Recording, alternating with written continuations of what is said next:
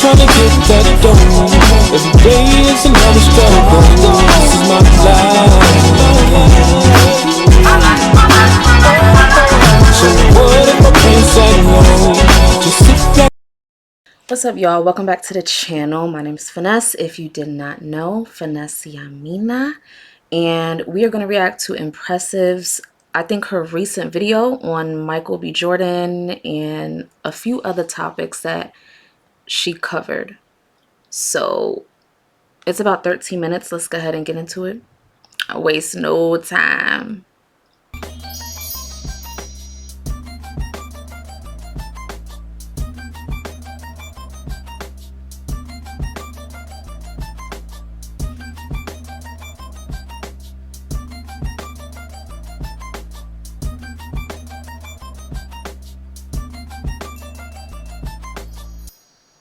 I love her intros. Hello everybody, welcome to the Impressive channel. There are a couple of things I want to talk about in this video. First, starting with some updates surrounding Michael B. Jordan and Lori Harvey's breakup. Several days ago, it was announced that Michael and Lori broke up because Michael was looking for something more serious and Lori simply wasn't ready to commit to Michael. Now, this is the story that's being put out there. There's also some speculation that maybe their relationship was contractual. They used their relationship for PR, and when it ran its course, they went their separate ways. So that's a possibility as well. But a little bit more tea is slowly coming out about their breakup. Now, the actress Lisa Ray hinted on Cocktails with Queens that Michael B. Jordan allegedly was still in love with his ex-girlfriend, and it's possible that Michael may have left Lori because he was missing his ex. What? I think that's bullshit. They said that she wasn't ready because when a woman finds a good one, then that's what you're looking for. But I think at the same time, she's young. I think the established relationship that Michael did have before this one, I think that maybe that ain't what I heard. I heard that the contract could have been up. That's the first time I'm hearing about him being in love with his ex and leaving Lori. Rumor with no regard is that either the contract was up, the dating contract, you know, boom, boom, boom. You make me look good. I'll make you look good. We date for a year or so, whatever like that. And then we go on about our business. And then I also heard that she was just wanting to have fun and then on to the next. Both could be true. But this is the first time I'm hearing about him being in love with somebody else. that social media, that all of that was a lot for him. And I think that he, I will say this, I heard about his ex and him was so serious that he may have missed her. But we'll see. Okay, Selena, that sounds like you got some tea there, Lisa, right? But Right? I think maybe, once he had been with an older woman and, which is his ex, I feel like that chemistry could. And they like 10 years apart too. Remember this, and I gotta teach this, and I don't know. Maybe that's a little personal in there for me.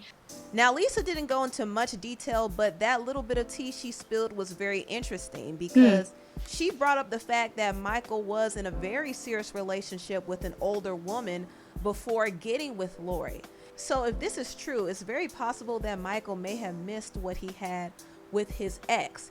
And that's not to say that he didn't like Lori at all. I think he did like Lori, but he realized that she wasn't really serious about being in a long-term relationship. He's at an age where he wants to settle down, and he was probably thinking about the relationship he had with his ex, and he probably misses that. He probably misses a serious, low-key relationship.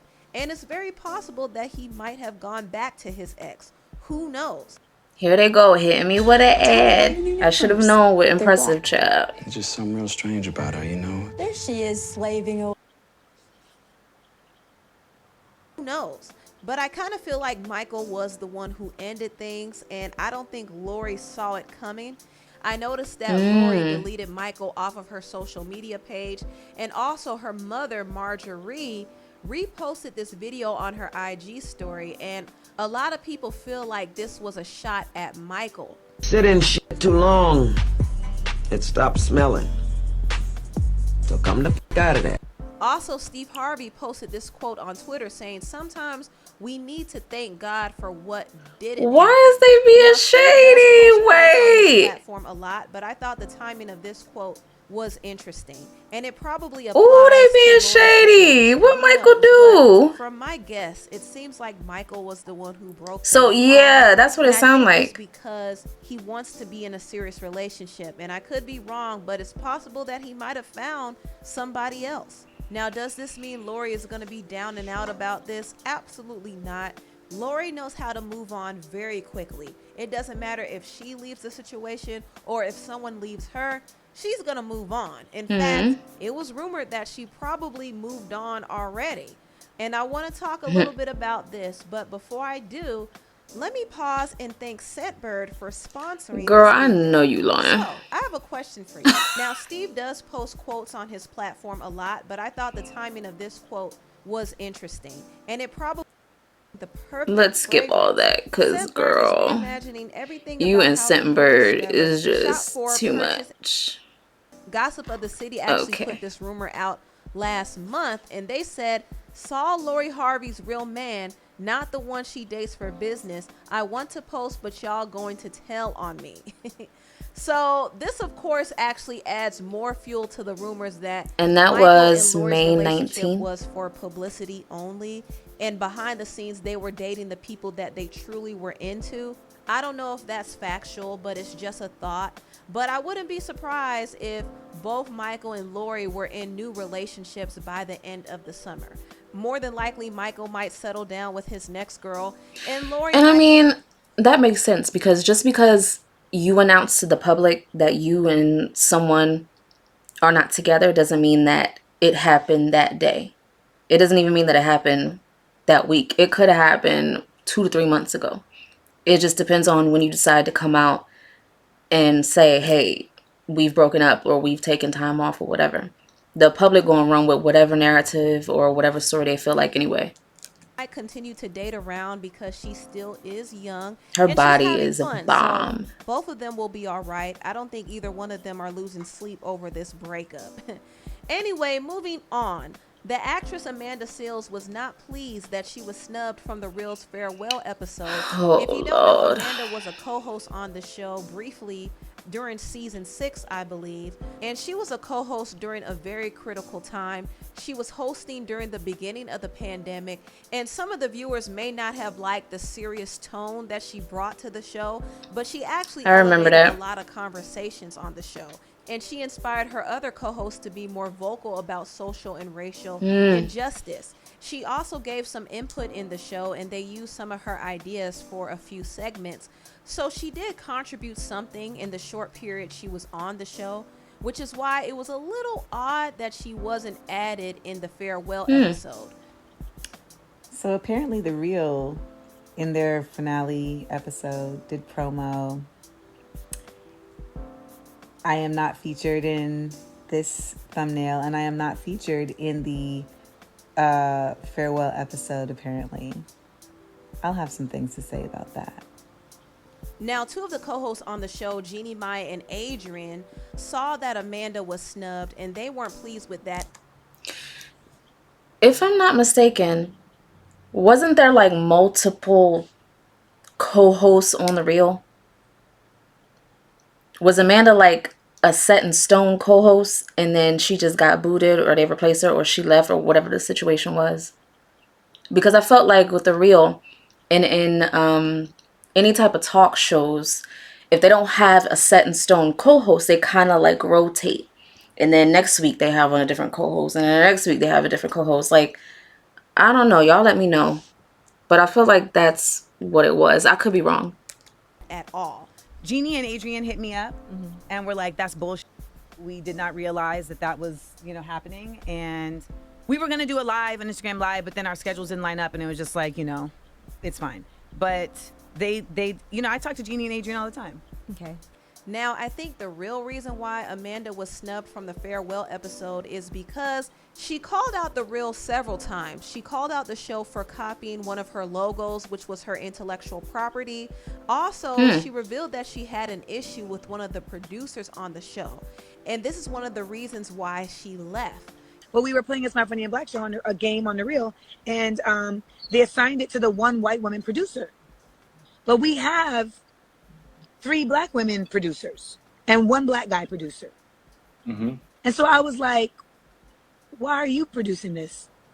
Do you even know what we're going to be talking about? And she said, no, I just figured you were going to talk about it and I would just write it down. And I said, so am I going to get a producer credit?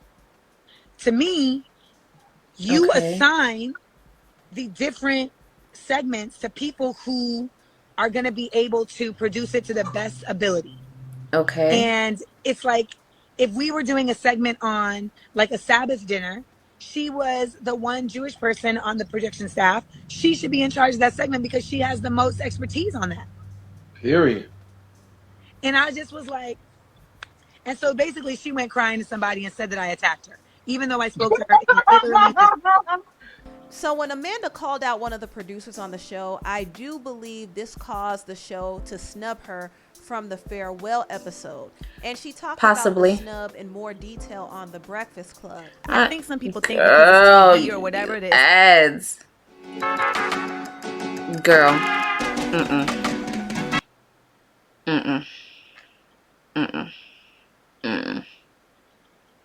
Girl.